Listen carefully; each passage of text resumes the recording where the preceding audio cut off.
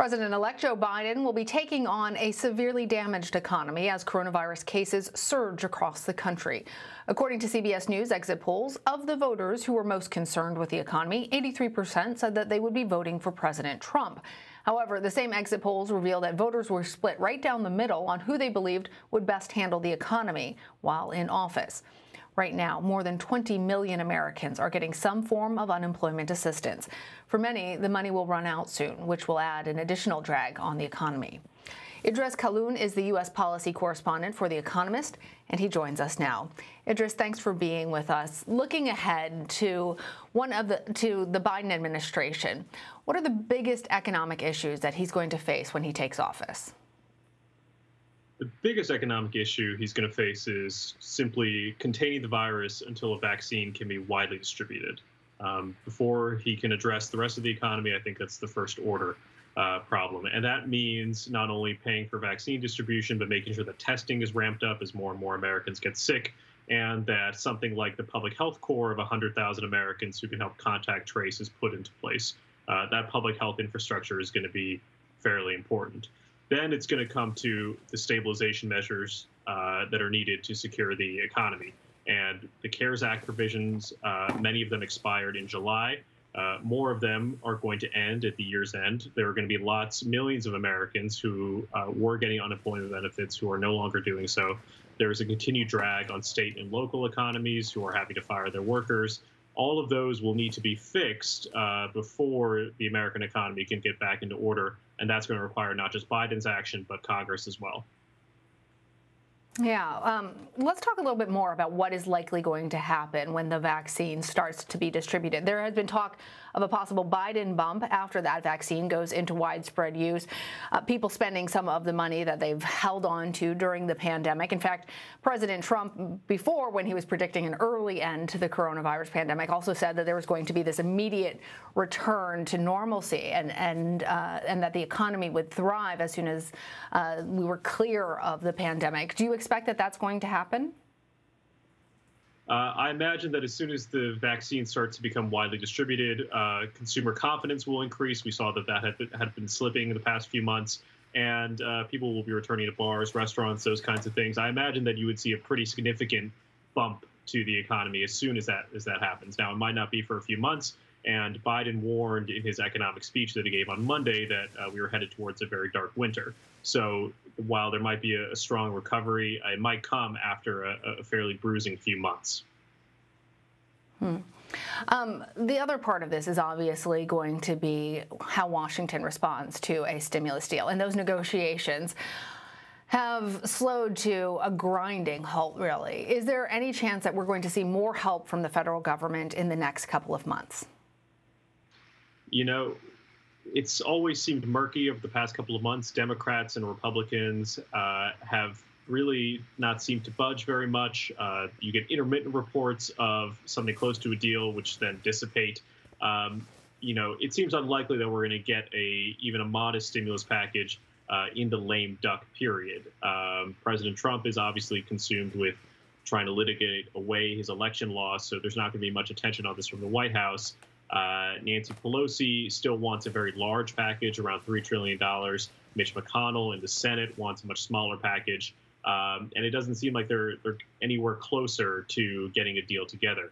So this might all have to be put off until the initial days of a Biden presidency before we get something like a stimulus package. And that's going to have costs. You know, there's already a drag on the consumer demand side of things. And there's going to be a lot of unemployment benefits that are going to expire at the end of the year, as you pointed out earlier. Well, the official unemployment rate dropped to 6.9% in October, and that's a full point lower than the previous month. Is this an accurate snapshot, or is it more about people really dropping out of the workforce? That's a very good point. There has been a real recovery. A lot of the returning jobs came in sectors like retail and hospitality that had started to get a little bit of a pickup as Americans were moving back. So, it seems like there is a real recovery there. But at the same time, you correctly point out that the labor force numbers look a little bit less good. At the start of the pandemic, there were 150 million people who were working in America, and now that is down to closer to 140 million. Now, if there's a fast recovery, that might be fine. Right now, we know that there are 3.6 million Americans who have been out of work for longer than 6 months. At that point, you might see some scarring. That means that Americans who have been unemployed for long enough don't return to the labor force, which might hamper long-term growth over time. But the October numbers are encouraging. They look better for America than they do in Europe. The difficulty is going to be maintaining that momentum as we head into the winter, when the COVID numbers right now are looking really quite bad. There are 200,000 nearly confirmed cases happening every day, and close to 2,000 deaths that happened yesterday, which matches sort of the worst days of the pandemic, and it might get even worse from here. So that economic recovery is as good as it might look, and as much as it beat some expectations at the beginning of the year, it still might be quite fragile.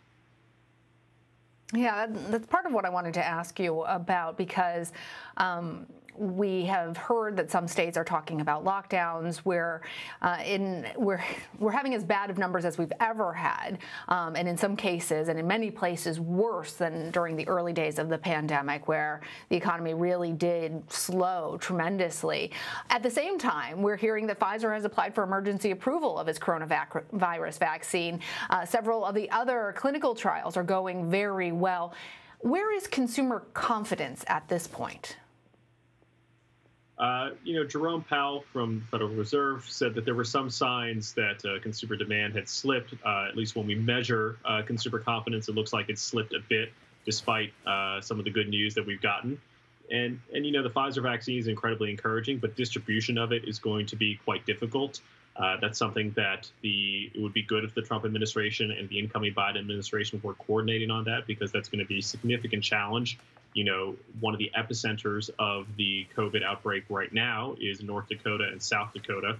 The Pfizer vaccine needs to be kept at negative 80 degrees Celsius throughout its transmission. So that's going to be difficult. That's going to take money before you can get it and vaccinate sufficient North Dakotans to the point where people can return to normal life there. All of those things, I think, will take some time. We might be able to see some frontline workers getting their vaccinations even before the end of the year. But widespread distribution might still be a couple of months away, despite the incredibly fast production that's happened at Pfizer and at Moderna. I'm wondering if you can forecast for us a little bit of what you expect this post-coronavirus economy is going to look like. I mean, in what ways have we changed the way that we do things? In what ways are we going to see contracting that's simply not going to come back, and other areas in which we are going to continue to expand and thrive as an economy?